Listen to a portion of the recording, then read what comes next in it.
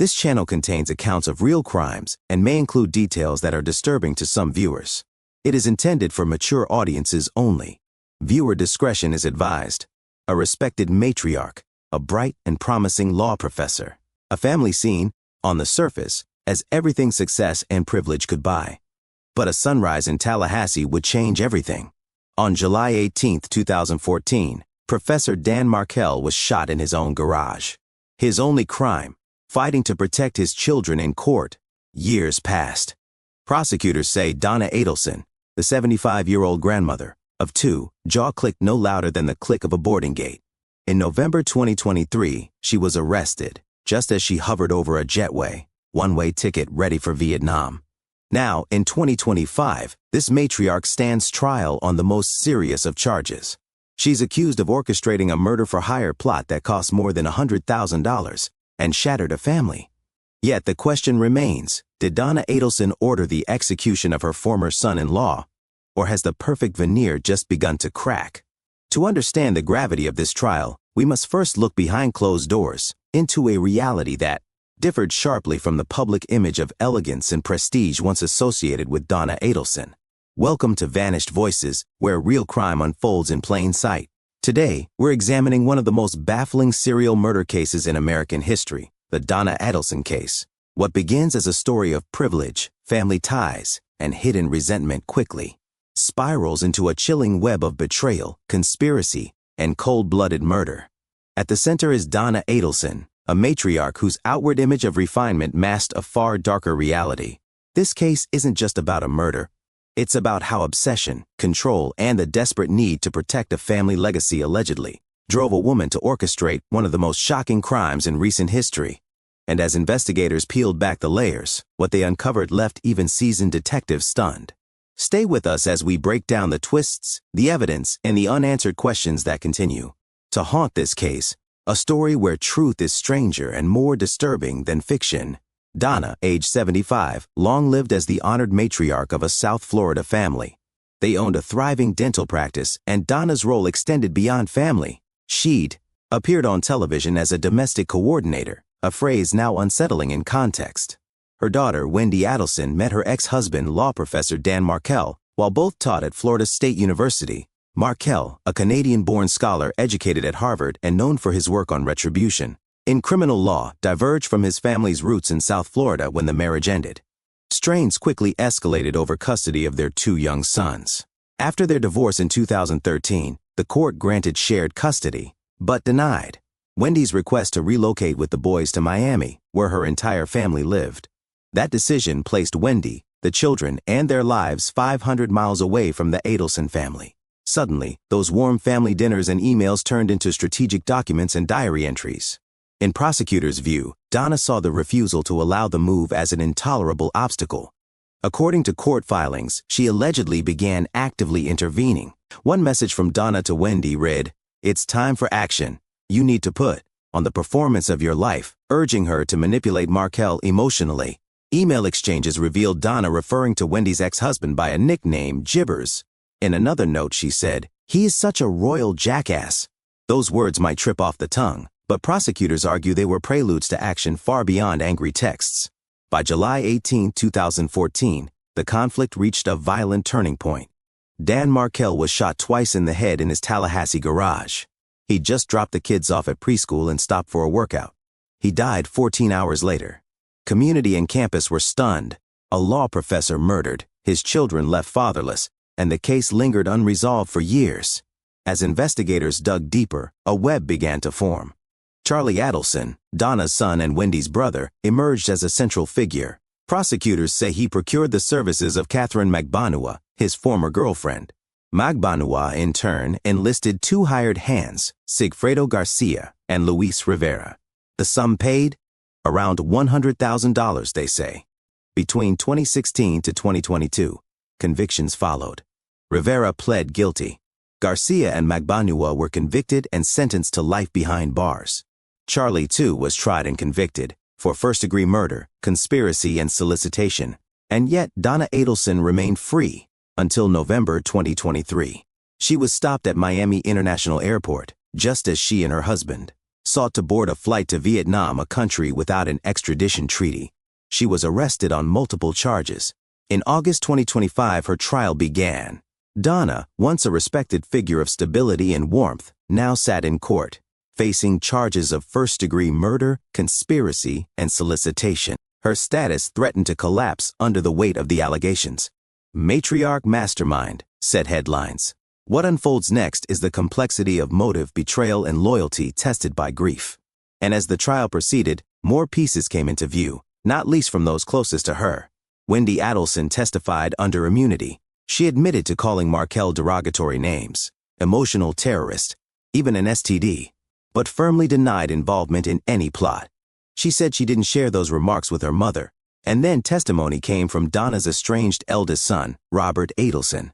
The first time he'd been called to the stand, he described a woman who micromanaged her children's lives, who stifled any discussion of the murder, and who treated the crime as a taboo, almost as if it never existed. After the murder, Robert said, no one in the family showed curiosity to know who killed him. Wiretaps introduced a new angle. An FBI agent had posed as a gang affiliate trying to extort the Adelsons. In recorded calls, Donna was heard pleading, "It's not me. It's not me. I've had a year of aggravation." Her voice shook. Whether that was fear, guilt, or confusion, jurors would decide. Two jailhouse witnesses, Drina Bernhardt and Patricia Bird, testified that Donna had confessed to her role and asked them to give false testimony. One said she handed over a script for them to memorize. The other said Donna dangled land, dental services, and a trailer in return for lies in court. Meanwhile, court documents and phone logs revealed a chilling pattern. Not just Donna's numbers, but her husband's cell phone communicated with intermediaries. There was money flowing months after the crime, salary payments, vehicle, use, linking the family further to the murder-for-hire apparatus. By this point, the story that once seemed unimaginable had become undeniable. A respected grandmother arrested while trying to escape prosecution. Emails filled with anger and strategy. Convictions already sealed for others in the plot.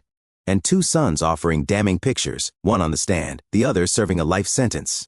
All eyes now turned to the jury to weigh the testimony, the motives, and the unsaid. Was Donna Adelson a mother who crossed all lines in a custody feud? Or was she falsely convicted under the weight of a family torn apart? We will explore exactly how the evidence aligns, how the defense responds, and what may be the final act in this story of loyalty turned lethal. On the evening of July 18, 2014, Tallahassee wore its usual summer heat, but in the Markel household, the day would end in tragedy. Professor Dan Markel stepped into his garage after dropping off his two sons at preschool. Minutes later, someone watched him walk out of sight, and bullets shattered the quiet. Two shots were fired from close range. Dan was found just over an hour later, dead from severe head wounds. The date, time, and location would become etched in law enforcement's memory. As officers sifted evidence, they discovered the bullet casings had been deliberately placed out of the line of sight, an indication this was no random act of violence. Security cameras around the property were strangely inactive. The killer wore gloves. They were efficient, clean, almost professional. In the week that followed, speculation ran rampant. A domestic dispute? A jilted lover? Random robbery gone wrong? But investigators saw patterns. Dan had been embroiled in a bitter custody battle with his ex-wife, Wendy Adelson. She and Donna Adelson had fiercely resisted moving away with their sons. Their legal wrangling was public. It was heated. It was messy. As time passed, suspicion began to shift toward those closest to the case. In 2022, a breakthrough came. Donna Adelson's son, Charlie, was indicted, alongside Catherine Magbanua, with photographs showing an alleged hit being plotted. The funding, prosecutors said, came from the Adelson family. They said Donna had transferred tens of thousands of dollars. Investigators pointed to a calculated murder-for-hire plot, paid out in installments. Months turned into years as the justice system moved. River finally pleaded guilty and turned state's witness, saying he was hired to drive the getaway car. Garcia was convicted too. As trials developed, prosecutors revealed that the plan had been frozen inside emails. Donna allegedly insisted on secrecy. She insisted on keeping custody in the family. Courtroom exhibits showed an email from Donna to Wendy that read, "It isn't a matter of logic, but we must think creatively." Jurors paused when they saw yet another note suggesting motivation. "We'll stop at nothing to not be out of the picture." The courtroom theater was chilling, not just for the content but because a grandmother in pearls was the author. Meanwhile, Wendy Adelson took the stand. Under immunity, she admitted to private resentments and emotional stress over the case. She confessed to calling Markel an emotional terrorist but firmly denied that she ever carried out a murder plan or shared those feelings with her mother. The defense framed her comments as venting, not plotting. But in contrast to Wendy's testimony stood Robert, Donna's other son. He described a household of fear, capped communications, and abruptly ended conversations about Dan's death. He said the family had turned the murder into a taboo, into something they refused to talk about, even years later. Wiretap evidence added another layer. FBI agents intercepted calls introducing Donna as Ma. She pleaded, "It's not me. Please, I beg you," as though she were negotiating an NPR fundraising script. But prosecutors claimed she was orchestrating a strategy to elicit sympathy, not innocence. Jailhouse witnesses added fire to the flames. 2 women testified that Donna had confided in them, outlining details of the plot, or offered them inducements to testify falsely. One said she was promised dental care and housing. The other said she was offered land. Their words cut deep. "Promise me loyalty, and I'll help you through this," Donna was alleged to have said. In parallel, investigators built a financial timeline. Payments listed on bank statements after the murder corresponded to purchases of construction equipment, vehicles, and wages, all tied to Charlie or his associates. The defense claimed these were normal family expenditures, but under close scrutiny, they read like installments earmarked to compensate collaborators. In August 2025, the courtroom stared at Donna Adelson, a former symbol of stability now sitting at defense table, clad in dark suit, watching the proceedings with steely calm. Sketches captured her stoic expression as prosecutor after prosecutor connected. Dots, words, calls, wires, money, every strand tying back to her. And yet Donna's defense remained vivid. She had flaws, sure, but she did not orchestrate murder. Her role as a homemaker, grandmother, and local icon, she argued, had been twisted. That image had become her shield. Her lawyers asked, could this proud matriarch have been framed by circumstance? We are now left with questions that echo in empty houses and courtroom aisles. Did Donna motivate the crime, or was she a bystander, slowly ensnared in its fallout? Were her financial transfers fatherly goodwill, or payments in a dark scheme? This segment leaves us at the trial's turning point. A matriarch in a courtroom, a family in tatters, and the stark confrontation of what loyalty and justice means when murder becomes the unspoken answer. The courtroom in Tallahassee hummed quietly on August 22, 2025. The day Donna Adelson, a respected Miami grandmother, faced the starkest moment of her life. At age 75, she stood, accused not of a fleeting misstep, but of orchestrating the murder of her former son-in-law, Dan Markel. Adorned in a dark suit, pen in hand, she listened as the judge called the proceedings to order. Jurors were selected, one of the most critical tasks in a case suffused with public attention and emotional upheaval. They were cautioned to consider only the evidence presented, to separate media buzz from facts bound for the jury box. The prosecution's opening statement, delivered by Sarah Catherine Dugan, ushered in the evidence as laser-cut logic. The motive, they said, was rooted in a bitter custody fight. Wendy Adelson, Donna's daughter, had been denied permission to move with her children to Miami. That denial sparked an unrelenting tension. Prosecutors painted Donna as unyielding, a matriarch determined to bring her children closer to home, no matter the means.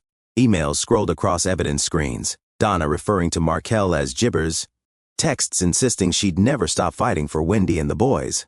Explosive language, yes, but as prosecutors implied, perhaps the shadows of premeditation, not mere emotional venting.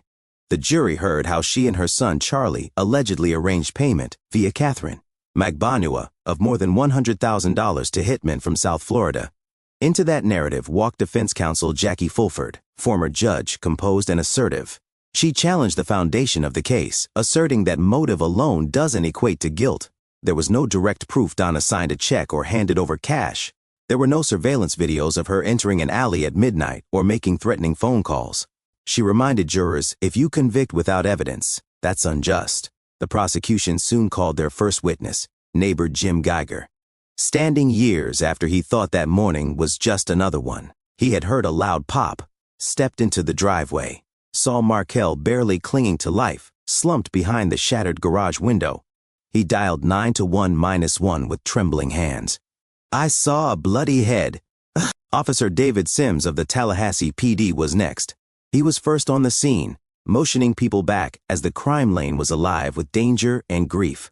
Bullet fragments, broken glasses, open vehicle, each detail entering the record as fragments of a broken life. Forensic specialist Joanne Maltese added technical certainty. She photographed the shattered window, Markel's glasses, the bullets lodged in the wall, then captured Wendy. Adelson's unopened minivan with a liquor receipt on the floor, a small clue but part of a greater mosaic. Documentation can speak even when words fail. The medical examiner, Dr. Anthony Clark, offered finality. 2 bullet wounds to the head at point-blank range. The cause was homicide, execution style. Each fact seemed damning, but one question remained: who wielded the trigger, and who paid for the shot?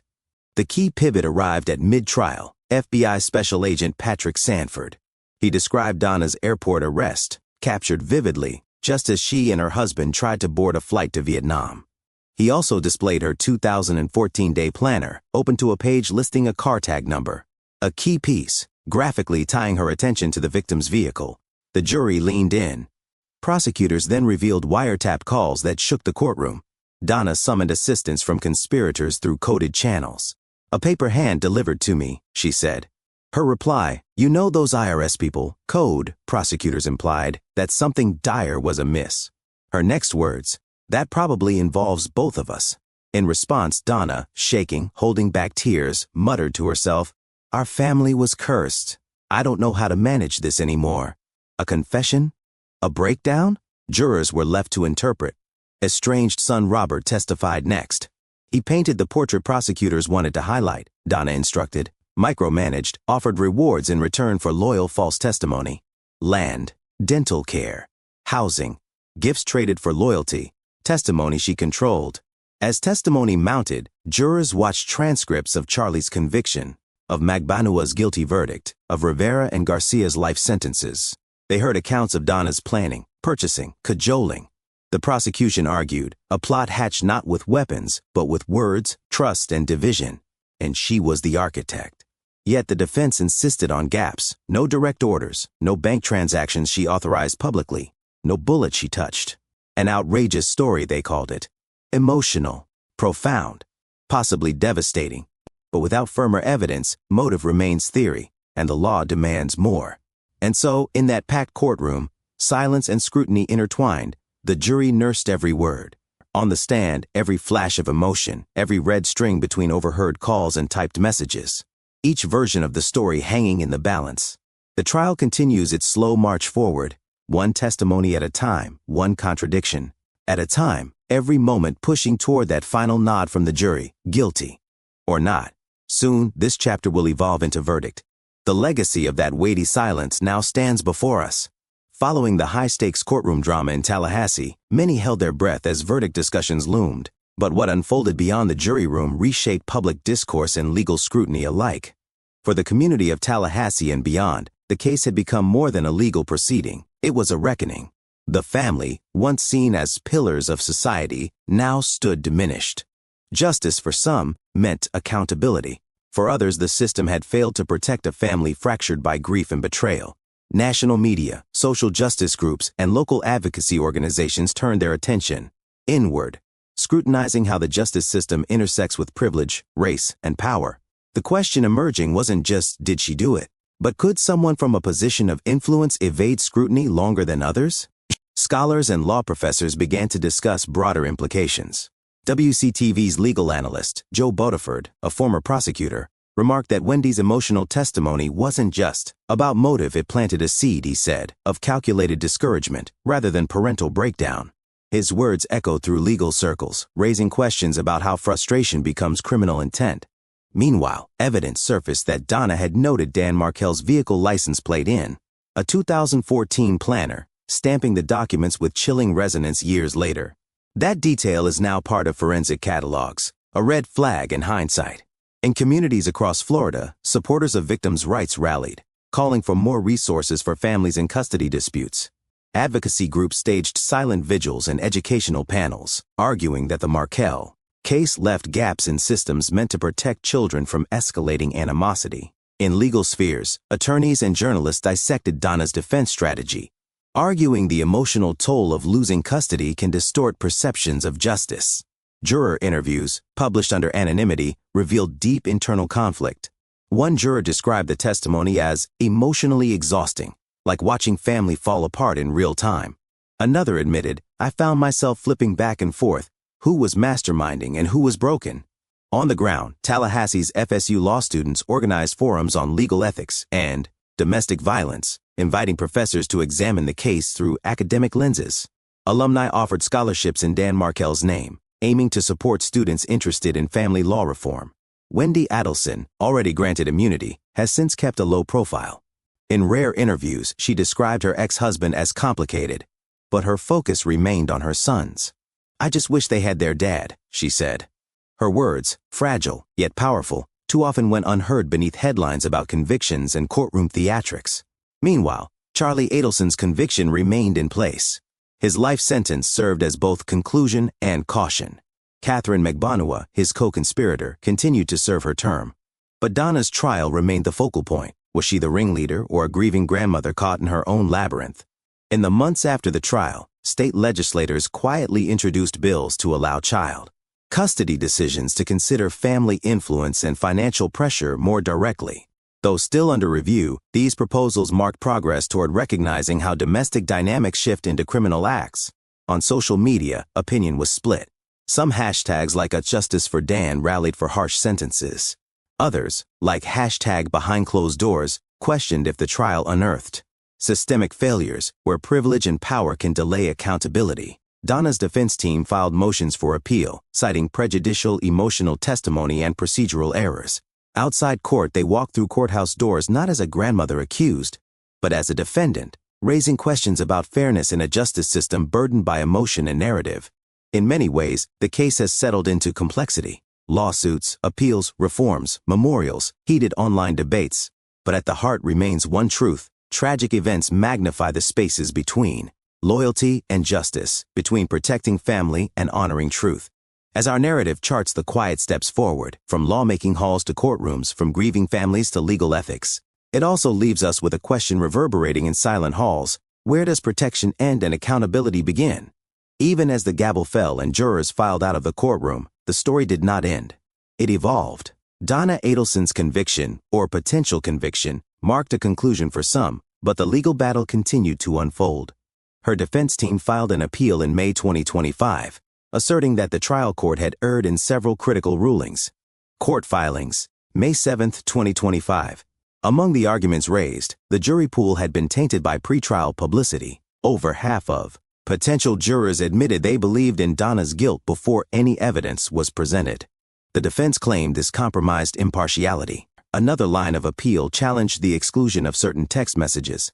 Attorneys argued these messages showed that Donna and alleged co-conspirators were communicating about everyday matters around the time of the murder, undermining the trial theory of coordination and intent.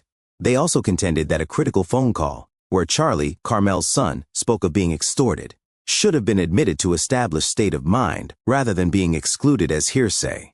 Yet public attention was broader than legal minutiae.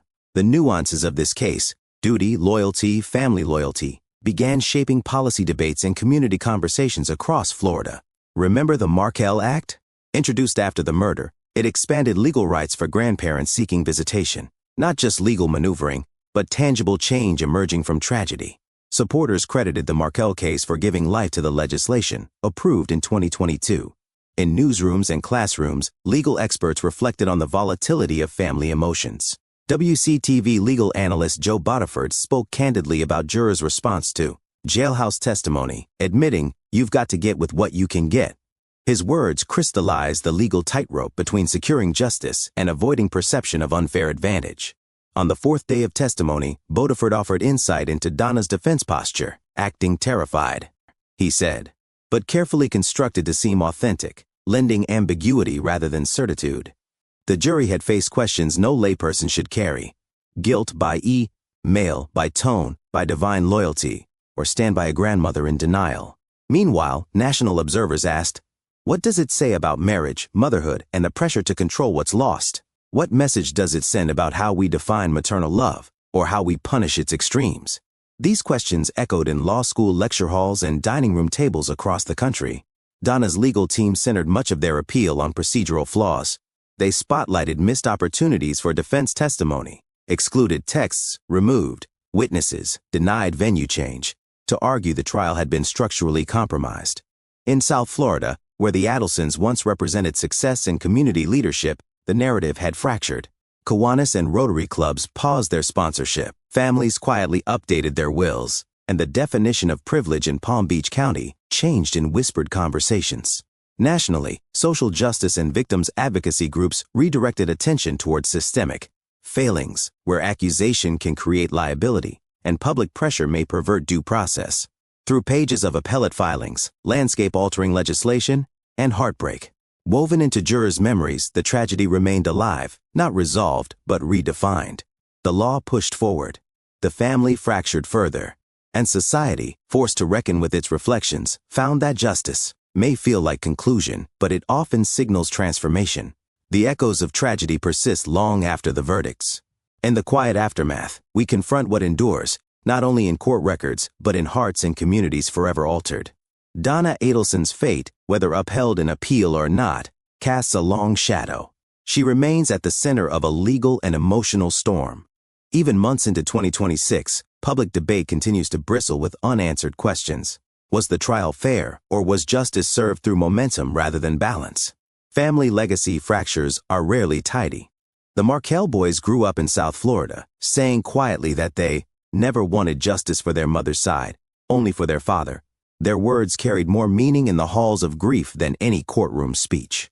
Meanwhile, Tallahassee memorialized Dan Markel's legacy through a law review scholarship, focusing on children as rights, a gesture that channeled grief into opportunity, honoring his academic and parental devotion.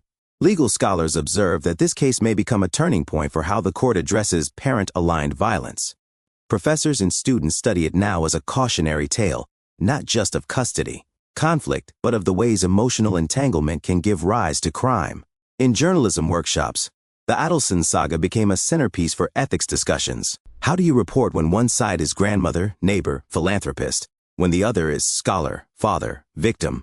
Reporters archived interviews, no longer as breaking news, but as entry points into the collapse of public persona under legal scrutiny.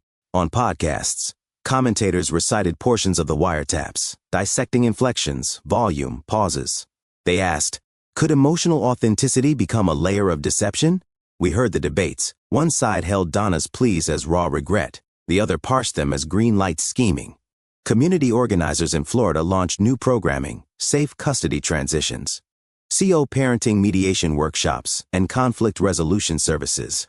They cited the Adelson case as an example of what can happen when family conflict goes unaddressed.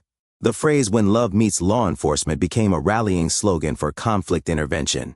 On social media, plenty behind closed doors endured. People shared stories of parental pressure, emotional manipulation, or the weight of speaking out. Most posts carried empathy, not comparison, a recognition that violent outcomes can surface from ordinary heartbreak.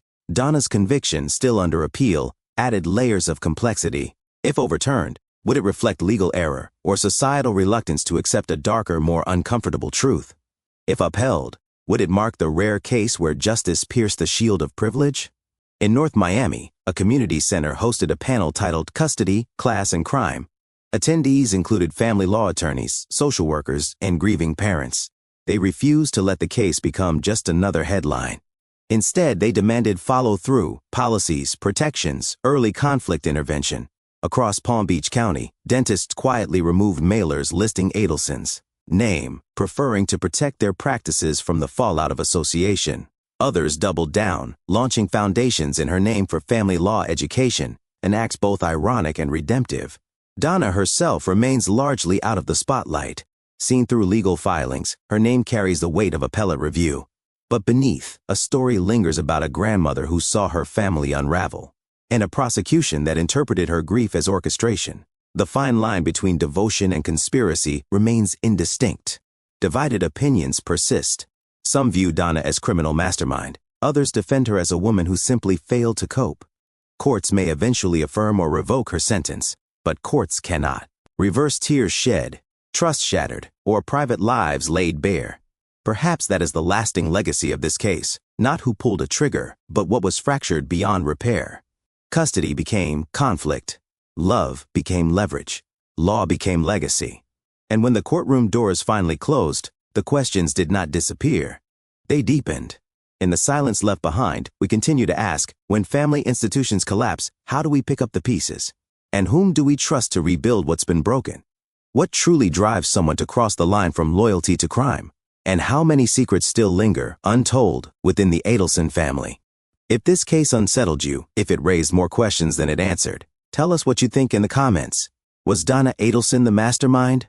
Or was she protecting her family at any cost? For more deep dives into true crime that echoes long after the verdict, subscribe to Vanished Voices, where real crime unfolds in plain sight. If this story touched you, stay with us. Thank you for watching. If this case intrigued you, hit the subscribe button for more true crime fictional stories.